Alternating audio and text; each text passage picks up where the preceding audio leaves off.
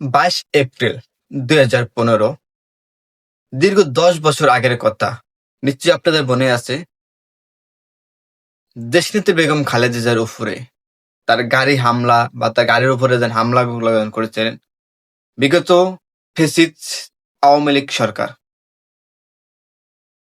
নিশ্চয়ই আপনাদের মনে আছে, যখন ঢাকা বাংলা মোটর মাঝামাঝি এলাকায় যখন তিনি সিটি কর্পোরেশন নির্বাচনে প্রচারণা ব্যস্ত ছিলেন, তখন তার উপরে কিন্তু অনেক হামলা হয়েছিল।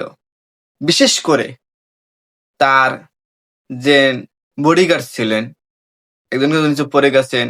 ছাত্রলীগ, যুবলীগ তাদের উপর কিন্তু তারা হামলা করেছেন। নিশ্চয়ই আপনাদের এই জিনিসটা মনে আছে। তাই তারপরও দেশনেত্রী বেগম খালেদা জিয়া কোনোদিন প্রতিবাদ করে নাই। নিশ্চয়ই আপনারা কিন্তু মনে আছে, আপনারা দেখছেন, কিন্তু অনেকে কিন্তু মিডিয়ার এটা জিনিসটা দেখছেন। শুধু এটা কিন্তু আমি একা না, আপনারা দেখছেন কিন্তু।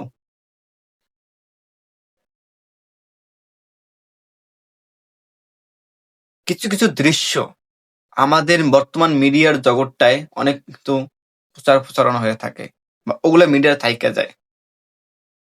আমাদের মেহেন্দিগঞ্জ রাজীব ভাই, ছাত্র দলের নেত্রী কেন্দ্রীয়, তার উপর কিন্তু অনেক হামলা হয়েছিল।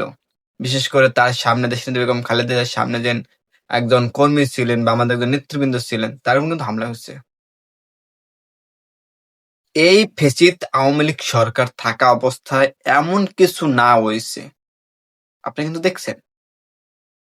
কিছু কিছু দৃশ্য আমাদের মাঝে কিন্তু উপস্থাপন হয়ে রয়েছে, যেটা আমরা কিছু কল্পনা করতে পারি না। একটা বারো দেশনেত্রী বেগম খালেদা জিয়া কোনোদিন প্রতিবাদ করে নাই। আপনি কিন্তু দেখতে থাকেন, বিগত